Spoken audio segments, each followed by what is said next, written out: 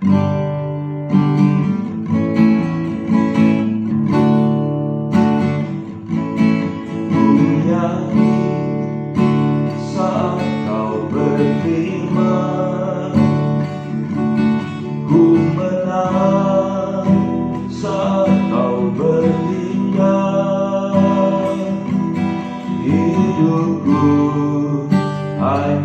ditentukan oleh perkataanmu. Ku aman karena menjaga, ku kuat karena menopang hidupku. Hanya ditentukan oleh kuasa-Mu.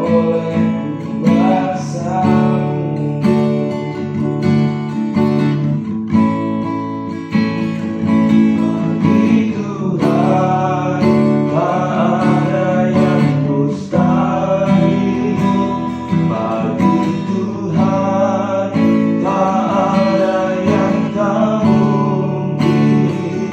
Mujizatnya disediakan bagiku, ku diangkat dan dipulihkannya.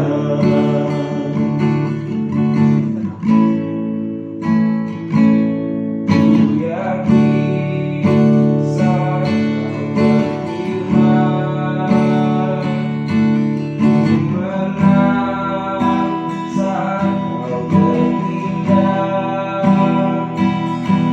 Hidupku hanya ditentukan oleh perkataanmu.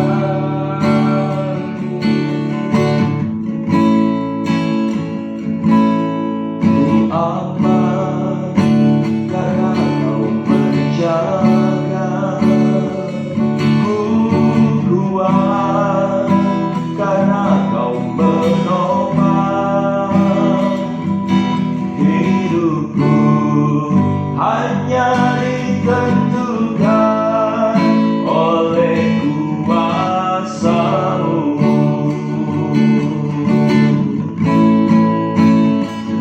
Bagi Tuhan tak ada yang mustahil. Bagi Tuhan tak ada yang tak mungkin. Mujizatnya disediakan bagiku, ku diangkat dan dipulihkannya.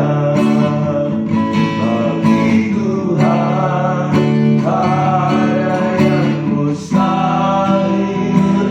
Bagi Tuhan tak ada yang tak mungkin. Mujizatnya disediakan bagiku, ku diangkat dan dipulihkannya. Ku diangkat dan dipulihkannya. Ku diangkat dan dipulihkannya.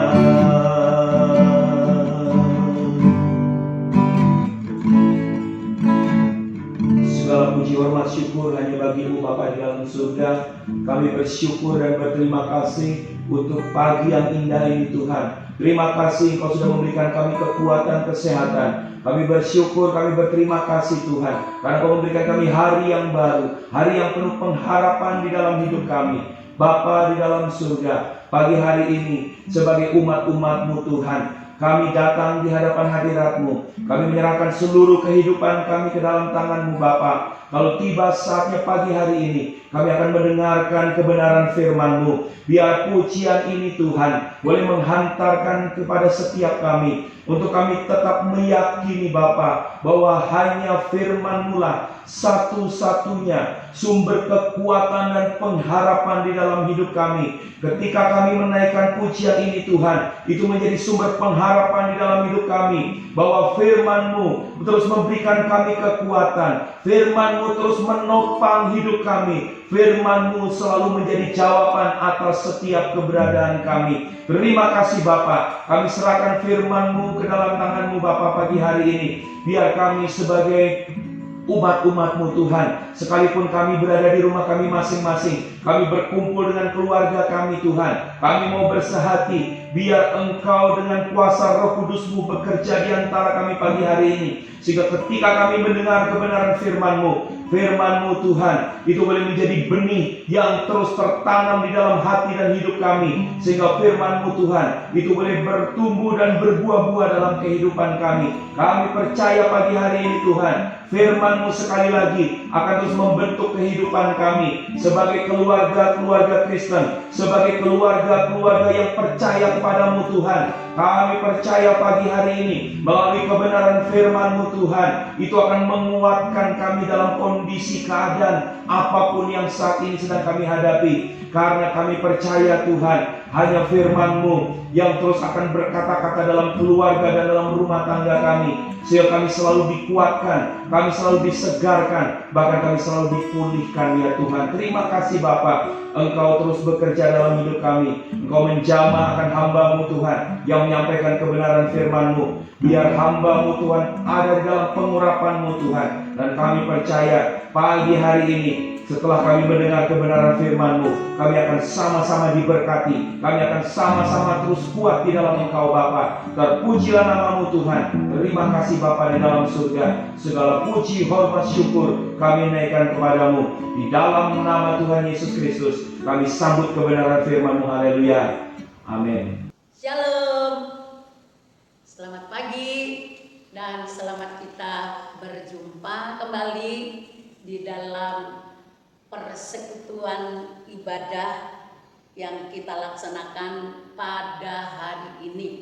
Sekalipun kita tidak berjumpa satu dengan yang lainnya beribadah di rumah ibadah, tetapi Tuhan masih izinkan kita ibadah di rumah kita masing-masing. Tetapi mari kita tetap yakinkan diri kita semua bahwa kalau kita berhimpun di dalam keluarga, beribadah dalam rumah tangga kita, pastikan bahwa Tuhan hadir di tengah-tengah kita. Puji Tuhan, Bapak Ibu Saudaraku yang dikasihi Tuhan Yesus Kristus. Hari ini merupakan hari Minggu yang pertama di bulan Juli. Jadi 6 bulan kita sudah lewati dan kita melangkah di minggu yang pertama untuk 6 bulan ke depan lagi sampai berakhir tahun 2020 ini. Kalau saya menghitung-hitung, sudah 17 kali kita beribadah di rumah kita masing-masing, terhitung sampai dengan hari ini.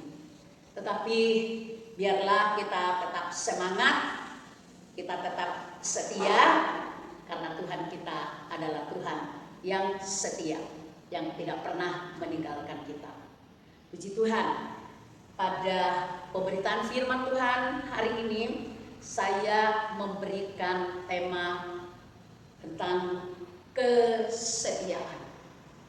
Bicara tentang kesetiaan, ini harus menjadi komitmen kita masing-masing.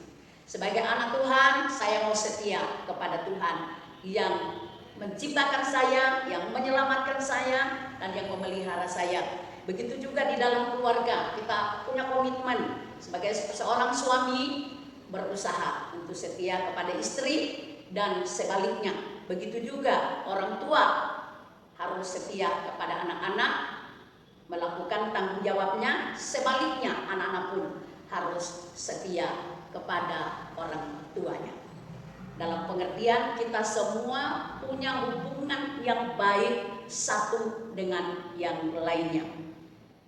Terlebih-lebih hubungan antara kita dengan Tuhan harus kita pelihara, supaya benar-benar kita didapati setia. Haleluya. Puji Tuhan, pembacaan Alkitab pada pagi hari ini saya ambil dari kitab Ulangan pasal yang ke-7 pada ayat yang ke-6 sampai dengan ayat yang ke-9. Mari silakan membuka Alkitabnya masing-masing atau membuka HP-nya ya, mengikuti pembacaan Alkitab. Ulangan 7 mulai dengan ayat 6. Sebab engkaulah umat yang kudus bagi Tuhan Allahmu, engkaulah yang dipilih oleh Tuhan Allahmu dari segala bangsa di atas muka bumi untuk menjadi umat kesayangannya. Bukan karena lebih banyak jumlahmu daripada bangsa manapun juga, maka hati Tuhan terpikat olehmu dan memilih kamu. Bukankah kamu ini yang paling kecil dari segala bangsa?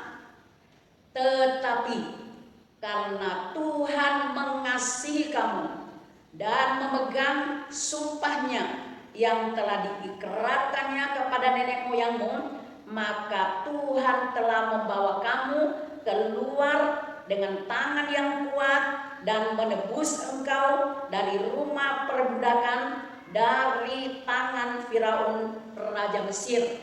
Sebab itu haruslah kau ketahui bahwa Tuhan Allahmu, dialah Allah yang setia, yang memegang perjanjian dan kasih setianya terhadap orang yang kasih kepadanya dan yang berpegang pada perintahnya sampai kepada beribu-ribu keturunan. Saya ulangi ayat yang ke-9. Sebab itu haruslah kau ketahui bahwa Tuhan Allahmu, Dia Allah yang setia, yang memegang perjanjian dan kasih setianya terhadap orang yang kasih kepadanya dan berpegang pada perintahnya sampai kepada beribu-ribu keturunan. Amin buat pembacaan firman Tuhan pada pagi hari ini. Melalui ayat 9 ini, jadi disinilah saya mengutip ya kalimat untuk menjadi tema kita pada pagi hari ini, yaitu tentang kesetiaan. Ayat ini menulis bahwa Tuhan adalah Allah yang setia terhadap umatnya, umat Israel. Ya, dan juga dikatakan Dia setia kepada orang-orang yang mengasihinya sampai kepada beribu-ribu keturunan.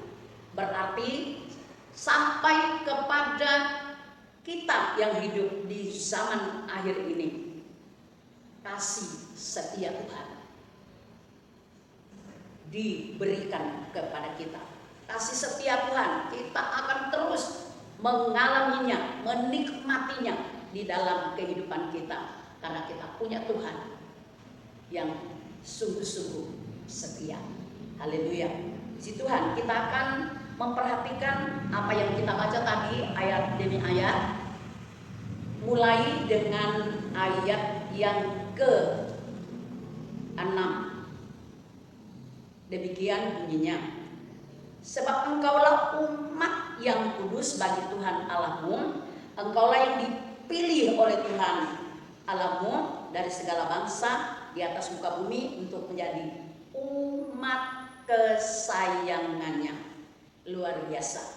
Ini pernyataan Tuhan yang disampaikan oleh Musa kepada umat Israel, supaya mereka tahu betul bahwa umat Israel adalah umat yang dipilih Tuhan, umat yang kudus bagi Tuhan. Puji Tuhan. Nah, membaca ini, mari kita lihat juga di dalam perjanjian baru kaitannya dengan kita. Kalau Tuhan bilang kepada orang Israel bahwa mereka adalah umat yang kudus bagi Tuhan, hal yang sama juga disampaikan kepada kita melalui perjanjian baru dari 1 Petrus pasal yang kedua, di ayatnya yang ke-9 yang berkata demikian.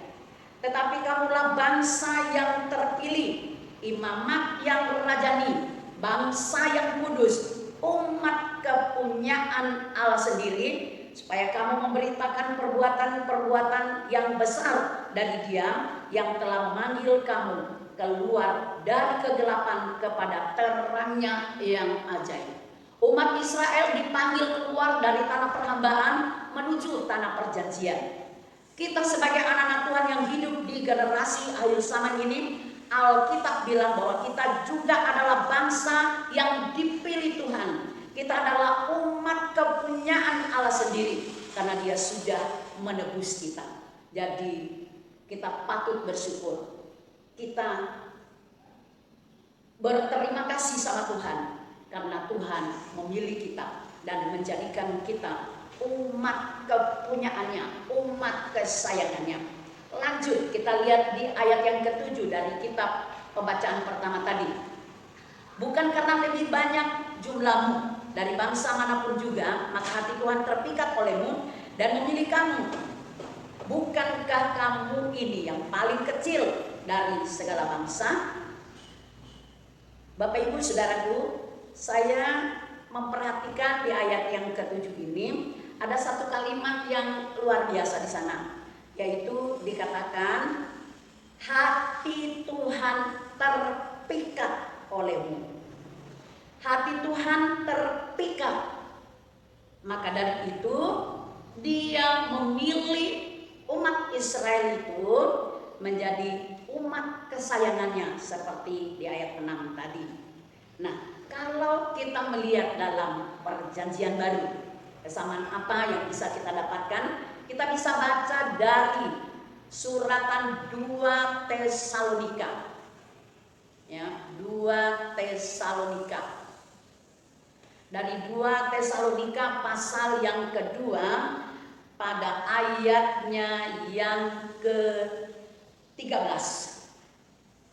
Akan tetapi kami harus selalu mengucap syukur kepada Allah karena kamu, saudara-saudara yang dikasihi Tuhan, sebab Allah dari mulanya telah memilih kamu untuk diselamatkan dalam roh yang menguduskan kamu dan dalam kebenaran yang kamu percaya.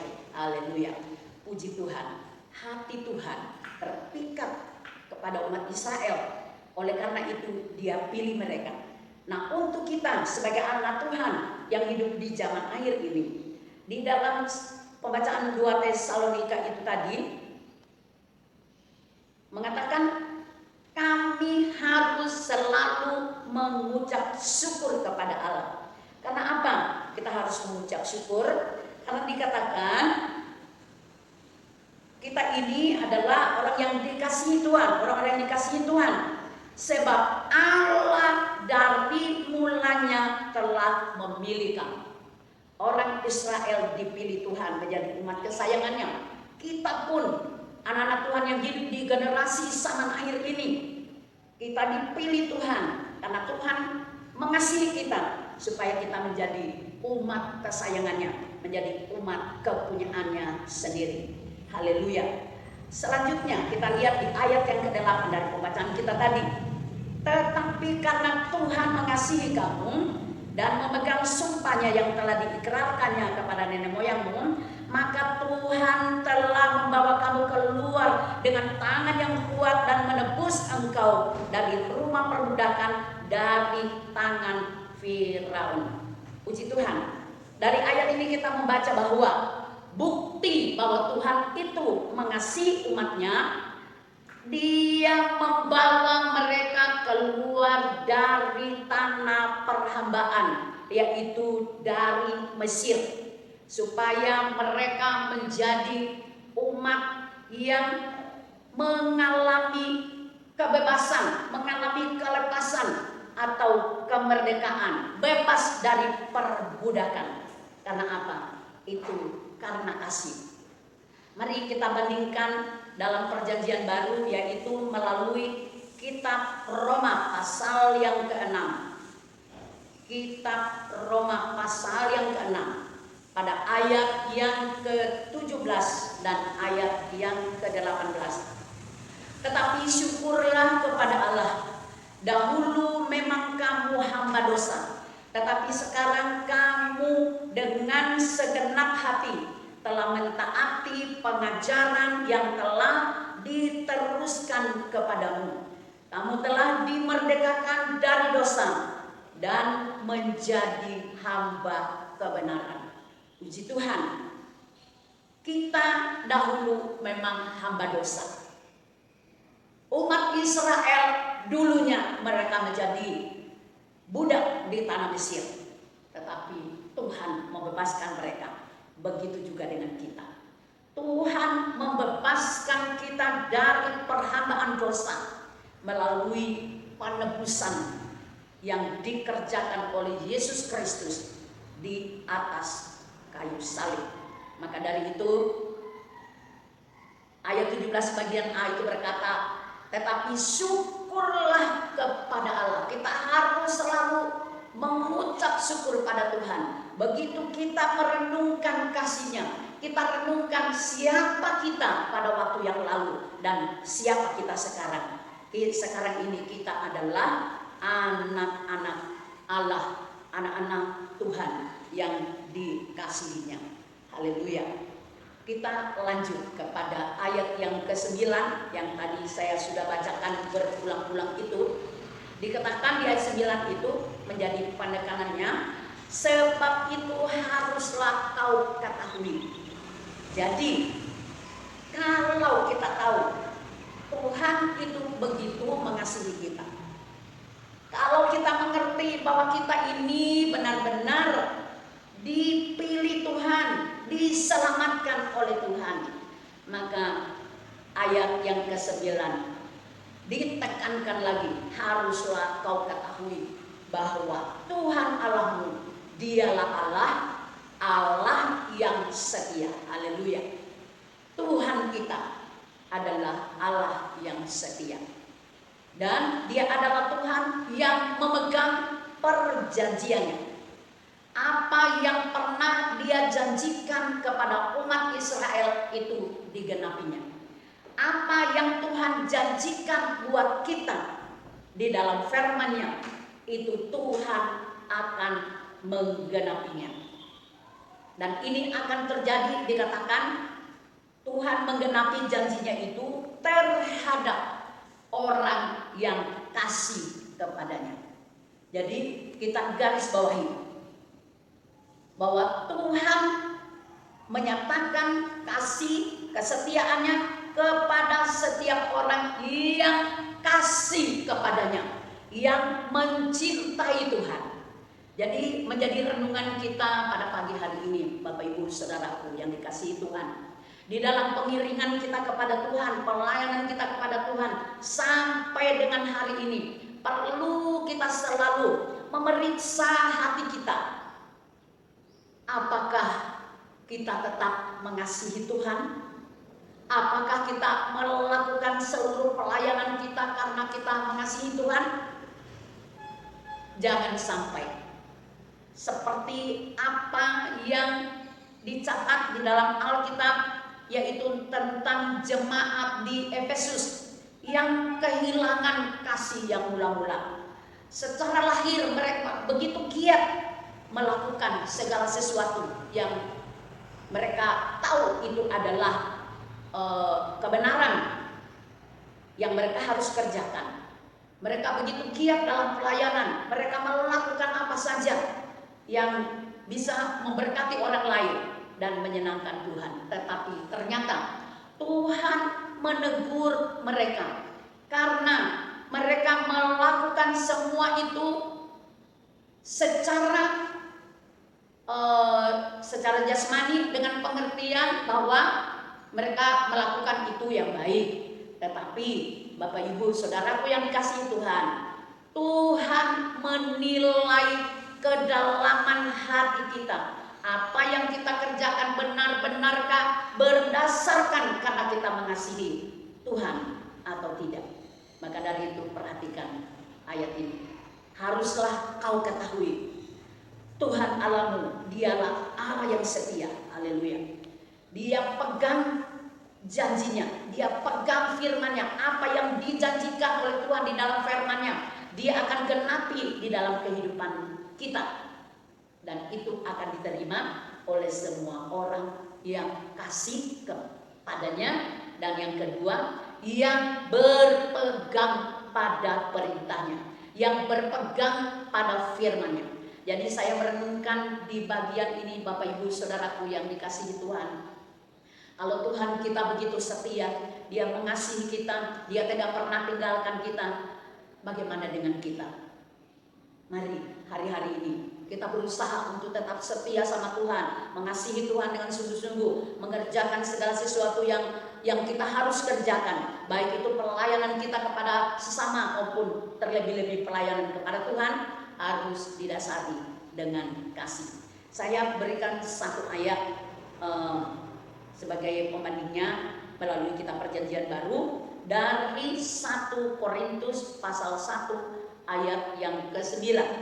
1 Korintus pasal 1 ayat yang ke-9. Begini bunyinya.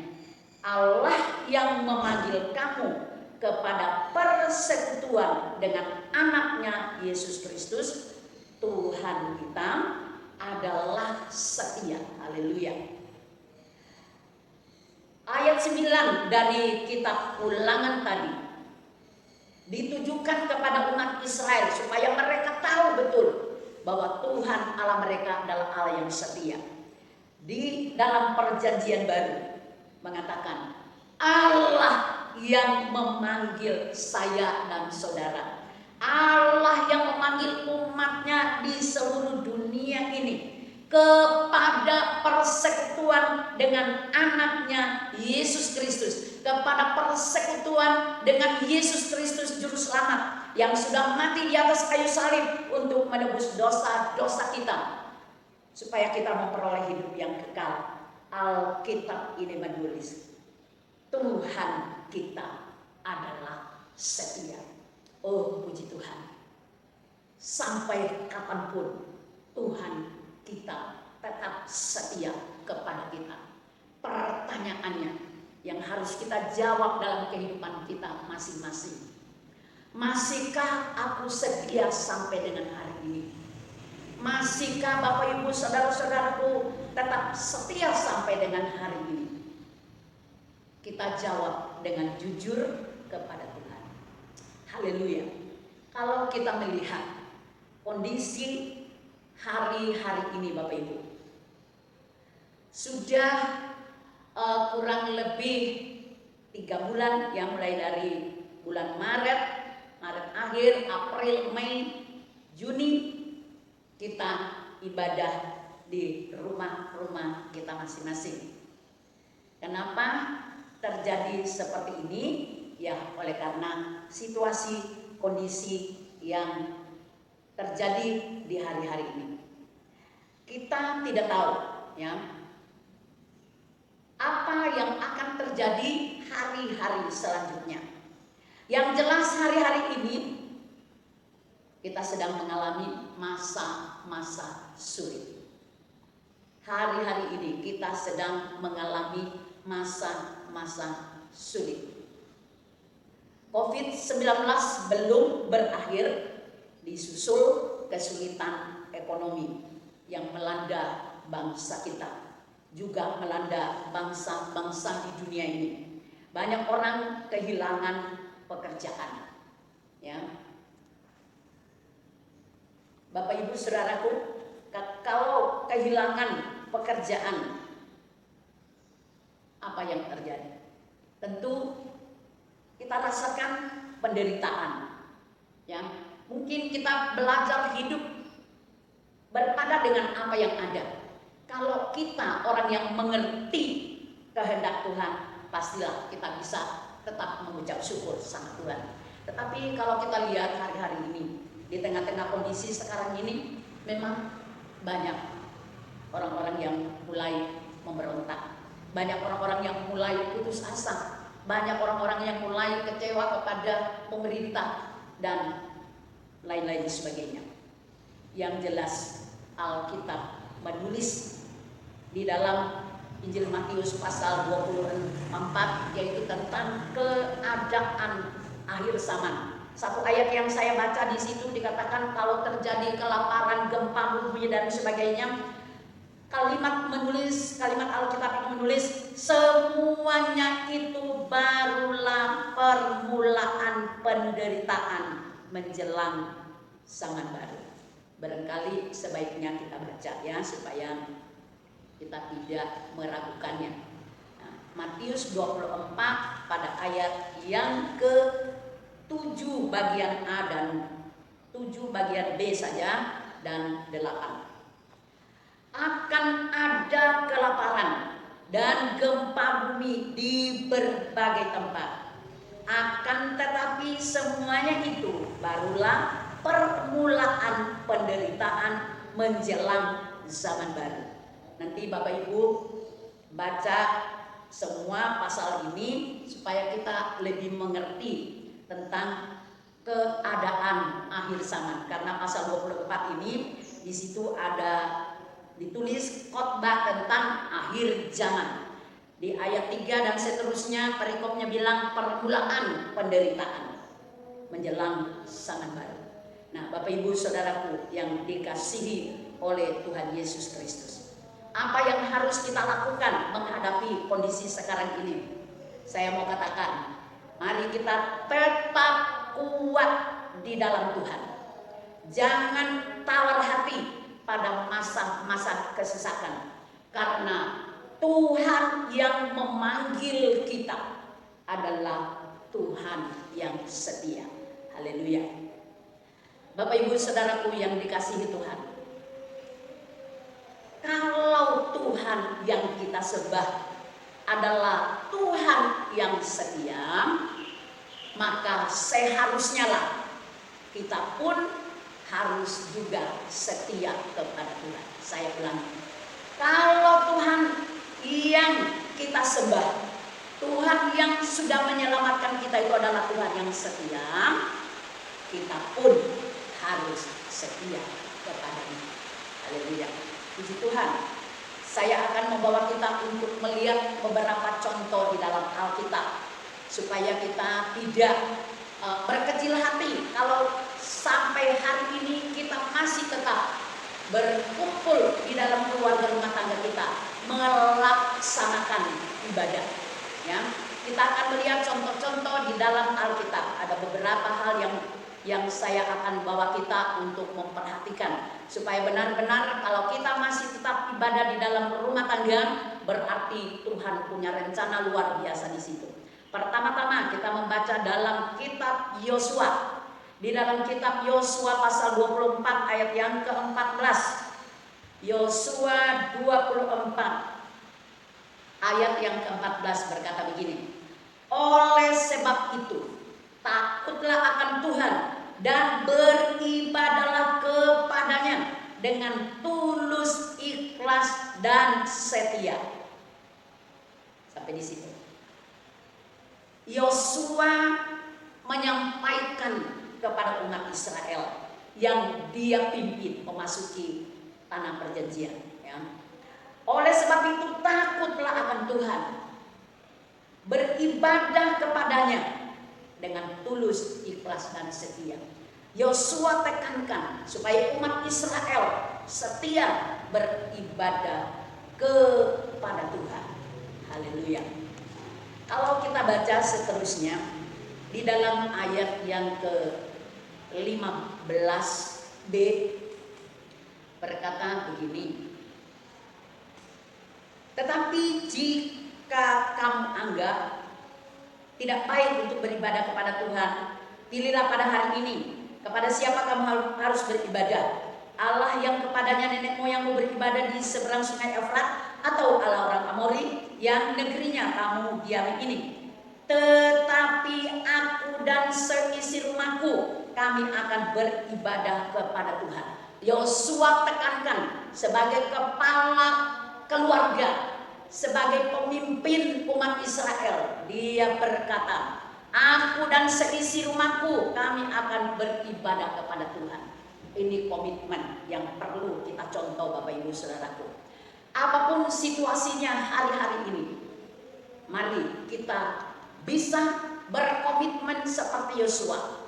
Apapun yang terjadi, aku Yosua, kepala keluarga, lihat contoh ya, kepala-kepala rumah tangga, biar menjadi pembimbing keluarga seperti Yosua. Aku dan seisi rumahku, kami akan beribadah kepada Tuhan.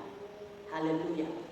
Kita baca dari Perjanjian Baru yang berkaitan dengan ini melalui Roma pasal yang ke-12 ayat 1. Roma 12 ayat 1. Karena itu saudara-saudara, demi kemurahan Allah, aku menasihatkan kamu supaya kamu mempersembahkan tubuhmu sebagai persembahan yang hidup, yang kudus dan yang berkenan kepada Allah. Itu adalah ibadahmu yang sejati. Perhatikan, demi kemurahan Allah, kita hidup hari-hari ini di dalam zaman anugerah. Kita diselamatkan oleh karena kemurahan Allah, kasih sayang Tuhan dalam hidup kita. Menyadari ini Bapak Ibu Saudaraku, mari kita mempersembahkan hidup kita kepada Tuhan. Itu adalah ibadah kita yang sejati. Lakukan dengan setia di rumah masing-masing, dan Tuhan pasti memberkati kita. Contoh yang kedua, kita lihat di dalam Perjanjian Lama melalui kitab 2 Samuel pasal yang ke-6 ayat 11 dan 12. 2 Samuel 6 ayat 11 dan 12. 3 bulan lamanya tabut Tuhan itu tinggal di rumah Obed-Edom, orang Gad itu, dan Tuhan memberkati Obed-Edom dan seisi rumahnya. Diberitahukanlah kepada Raja Daud demikian, Tuhan memberkati seisi rumah Obed-Edom dan segala yang ada padanya oleh karena tabut Allah itu. Lalu Daud pergi mengangkut tabut Allah itu dari rumah Obed-Edom ke kota Daud dengan sukacita. Yang saya renungkan dari ayat ini Bapak Ibu Saudaraku, tabut Allah ada di rumah Obed-Edom. Obed-Edom ini kepala rumah tangga, ya. Tabut Allah ada di situ. Tabut Allah itu berbicara tentang hadirat Tuhan. Mungkin untuk menjelaskan ayat ini saya ajak kita baca dari kitab Keluaran 25 ayat 22, 21 ayat 21 dan 22 supaya kita tidak meragukannya, ya. Keluaran 25 21 22. Haruslah kau letakkan tutup pendamaian itu di atas tabut, dan dalam tabut itu engkau harus menaruh roh hukum yang akan kuberikan kepadamu. Dan di sanalah aku akan bertemu dengan engkau, dan dari atas tutup pendamaian itu, dari antara kedua kerub yang di atas tabut itu, di atas tabut hukum itu, aku akan berbicara dengan engkau tentang segala sesuatu yang akan kuperintahkan kepadamu untuk disampaikan kepada umat Israel. Haleluya. Tabut Allah yang ada di rumah Obed-Edom itu memberitahukan pada kita tentang hadirat Allah. Tuhan hadir di tengah-tengah keluarga rumah tangga Obed-Edom, dan sungguh luar biasa apa yang dinikmati oleh keluarga ini. Jelas-jelas Alkitab menulis bahwa Tuhan memberkati seisi rumah. Haleluya. Tuhan memberkati seisi rumah daripada Obed-Edom itu. Haleluya.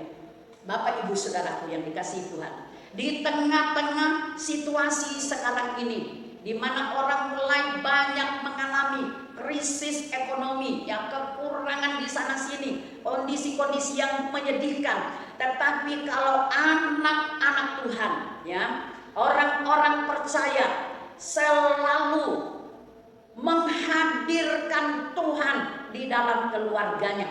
Ada tabut Allah di dalam keluarga yang bicara tentang hadirat Tuhan, pasti berkat Tuhan ada di sana. Yang menarik buat saya membaca dari 2 Samuel 6 ini pada ayatnya yang ke-7 ya.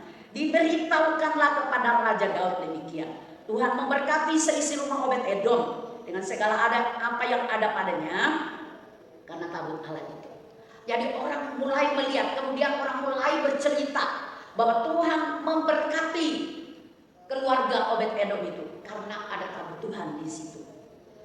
Berarti ini adalah kesaksian yang luar biasa yang harus kita alami sebagai anak-anak Tuhan di hari-hari ini. Ya, kalau Tuhan hadir dalam keluarga kita, pasti Tuhan memberkati. Sebab Alkitab di sini menulis bahwa apa yang dikerjakan oleh Obed-Edom itu Tuhan memberkatinya. Ya, luar biasa. Maka dari itu Bapak Ibu Saudaraku, tetaplah setia dalam persekutuan dengan Tuhan di rumah-rumah. Haleluya. Kita lihat yang terakhir dari Perjanjian Baru, yaitu melalui Kisah Rasul pasal yang ke-10 ayat 1 dan 2. Kisah Rasul 10 ayat 1 dan 2. Di Kaisarea ada seorang yang bernama Cornelius, seorang perwira pasukan yang disebut pasukan Italia. Ia saleh, ia serta seisi rumahnya takut akan Allah, dan ia memberi banyak sedekah kepada umat Yahudi dan senantiasa berdoa kepada Allah. Haleluya. 2 ayat menulis dengan jelas tentang Cornelius. Cornelius adalah seorang kepala keluarga yang membimbing seisi rumahnya, dikatakan takut kepada Tuhan, kemudian mereka juga setia beribadah kepada Tuhan, berdoa, dan juga memberi sedekah, memperhatikan orang-orang miskin. Haleluya. Satu hal yang luar biasa. Alkitab berkata, ia banyak menolong orang-orang Yahudi yang miskin dan selalu berdoa pada Tuhan. Ini menunjukkan kepada kita bahwa Cornelius dan keluarganya hidup menyenangkan Tuhan, selalu membangun hubungan dengan Tuhan yang disembah, dan dia juga memperhatikan sesama manusia dan mengulurkan tangan memberkati mereka. Haleluya. Ini sebuah contoh yang harus kita berusaha melakukannya di hari-hari ini. Banyak orang mengalami kesulitan, banyak orang mengalami berbagai macam pencobaan, tetapi mari kita berusaha bangun hubungan dengan Tuhan supaya kita kuat di dalam Tuhan, supaya kita tetap setia kepada Tuhan, dan di samping itu berusahalah juga kita untuk melakukan pelayanan kepada sesama kita manusia. Kita baca seterusnya dari Kisah Rasul 10 tadi. Saya bacakan dari ayat 24 lagi sampai 27. Dan pada hari berikutnya sampailah mereka di Kaisarea, yaitu Petrus yang dipanggil untuk menjelaskan apa yang dialami oleh si Cornelius ini, di mana kalau kita membaca pada pasal ini, malaikat menemui dia dan berkata bahwa semua doanya, semua sedekahnya sudah naik di hadirat Allah, ya. Lalu dikatakan di ayat 24 tadi, Cornelius sedang menantikan mereka dan ia telah memanggil sanak saudaranya dan sahabat-sahabatnya berkumpul. Ketika Petrus masuk, datanglah Cornelius menyambutnya dan sambil tersungkur di depan kakinya, ia menyembah Petrus. Tetapi Petrus yang menegakkan dia, katanya, bangunlah, aku hanya manusia saja. Dan sambil bercakap-cakap dengan dia, ia masuk dan mendapati banyak orang sedang berkumpul. Haleluya. Puji Tuhan, Bapak Ibu Saudaraku yang kasih Tuhan. Cornelius dan keluarga adalah contoh yang ketiga, kita bisa lihat. Dia adalah kepala keluarga yang beribadah, yang membawa keluarganya beribadah kepada Tuhan. Dan dia juga adalah seorang yang punya kepedulian terhadap sesamanya manusia. Haleluya. Ini adalah contoh buat kita Kita minta tolong sama Tuhan supaya Tuhan memberikan kita kemampuan agar kita tidak hanya membangun hubungan kita dengan Tuhan ke atas, berdoa, memuji dan menyembah Dia, tetapi kita juga harus minta supaya Tuhan memberikan kita roh yang mengasihi sesama, supaya kita bisa mempedulikan orang yang di sekeliling kita. Kita bisa mengulurkan tangan kepada orang yang susah, yang membutuhkan. Kita bisa mendoakan saudara-saudara kita yang sakit. Dan kita bisa melakukan apa saja untuk memberi penghiburan, penguatan kepada orang-orang di sekeliling kita. Sekali lagi, kalau saya melihat si Cornelius ini tidak hanya peduli kepada keluarga kecilnya, tetapi Alkitab tadi menulis bahwa sanak saudaranya yang lain, keluarganya yang lain, sahabatnya dikumpulkannya di dalam rumah supaya mereka sama-sama berkat-berkat Tuhan, penyampaian firman Tuhan yang akan disampaikan oleh si Rasul Petrus, dan juga tentu mereka menikmati apa yang disediakan oleh si Cornelius bagi orang-orang yang berkumpul di rumahnya. Nah, 3 contoh kita sudah baca. Tuhan berhadirat di rumah tangga kita masing-masing. Kalau Tuhan masih izinkan sampai hari ini beribadah di rumah, tetaplah setia beribadah di rumah. Dari dalam rumah kita berkat Tuhan akan mengalir keluar, seperti yang kita baca dari kisah tentang Cornelius ini. Haleluya, haleluya. Dan yang kita baca dari keluarga Obed-Edom, bahwa ada kesaksian yang dilihat oleh orang. Selama takut Allah itu ada di situ, mereka diberkati oleh Tuhan, keluarganya diberkati oleh Tuhan. Haleluya. Mari kita punya komitmen seperti Yosua. Aku dan seisi rumahku, kami akan beribadah kepada Tuhan dengan setia. Haleluya. Puji Tuhan. Sebagai ayat penutup dari firman Tuhan ini, mari kita baca dari kitab Amsal pasal yang ketiga. Amsal pasal yang ketiga sebagai ayat penutup dari firman Tuhan yang saya sampaikan di pagi hari ini. Berbunyi demikian, Amsal 3 ayat yang ketiga dan ayat yang keempat. Janganlah kiranya kasih dan setia meninggalkan engkau. Kalungkanlah itu pada lehermu, tuliskan itu pada loh hatimu, maka engkau akan mendapat kasih dan penghargaan dalam pandangan Allah serta manusia. Haleluya. Janganlah kiranya kasih dan setia meninggalkan engkau. Haleluya. Kiranya kita tetap setia sama Tuhan, tetap mengasihi Tuhan, tetap mengasihi sesama kita sampai Tuhan datang. Haleluya. Amin. Tuhan memberkati kita semua. Shalom, selamat beribadah kepada Tuhan. Salam sejahtera dalam kasih Yesus Kristus. Kita menikmati persekutuan dengan Tuhan saat ini di dalam tubuh dan darahnya. Itu sebabnya mari kita persiapkan hati kita sesungguhnya untuk kita menyatu dengan Dia, agar supaya kuasa kemuliaan Tuhan nyata di dalam setiap pribadi kita masing-masing pada saat ini.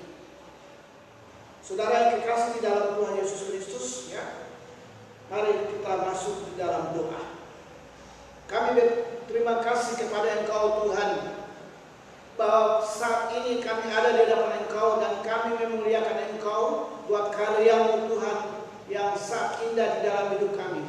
Engkau telah mati bagi kami, Engkau telah berkorban bagi kami, darah-Mu telah tercurah bagi kami Tuhan, tubuh-Mu dihancurkan bagi kami, supaya kami bisa melihat kuasa kemuliaan Tuhan nyata di dalam setiap pribadi kami masing-masing.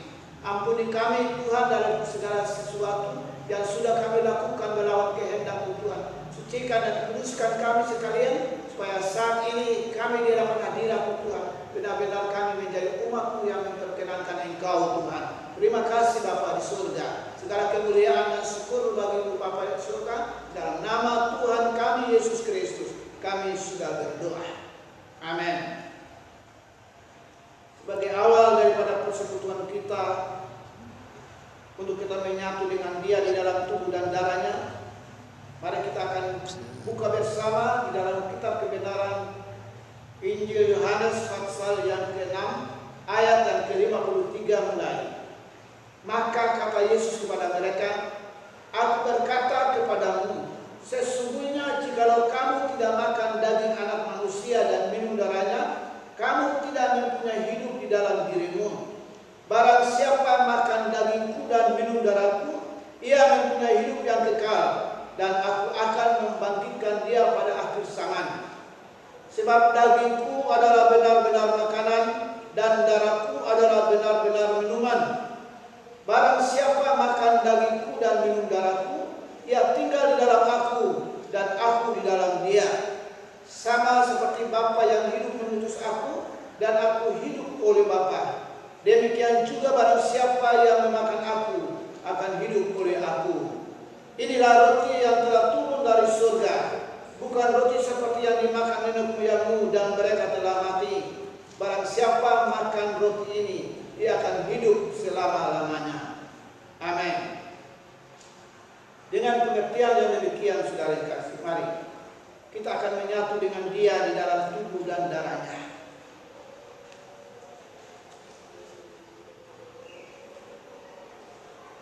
Pegang roti pada tangan kananmu, angkat lebih tinggi di atas kepalamu.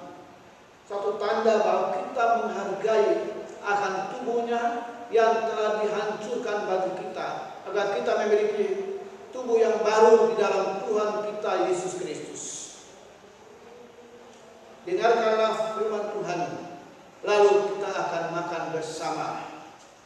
Sebab apa yang telah kutebuskan kepadamu, telah aku terima dari Tuhan, yaitu bahwa Tuhan pada malam waktu ia diserahkan mengambil roti, dan sesudah itu ia mengucap syukur atasnya. Ia memecah-mecahkannya dan berkata, Inilah tubuhku yang diserahkan bagi kamu. Perbuatlah ini menjadi peringatan akan aku. Karena roti adalah satu, maka kita sekalipun banyak adalah satu tubuh. Karena kita semua mendapat bagian dalam roti yang satu itu. Bukankah roti yang kita pecah-pecahkan adalah persekutuan dengan tubuh Kristus? Amin. Makan dalam nama Yesus.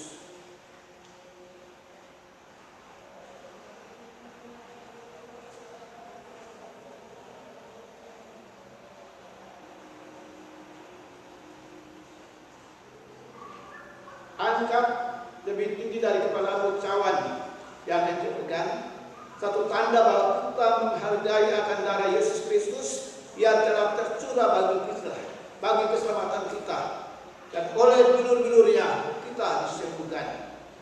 Dengarkanlah firman Tuhan, lalu kita akan minum bersama. Demikian juga ia mengambil cawan sesudah makan, lalu berkata, Cawan ini adalah perjanjian baru yang dimeteraikan oleh darahku. Perbuatlah ini setiap kali kamu meminumnya, menjadi peringatan akan aku.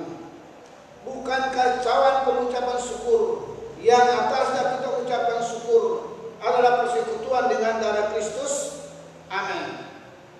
Minum dalam nama Yesus.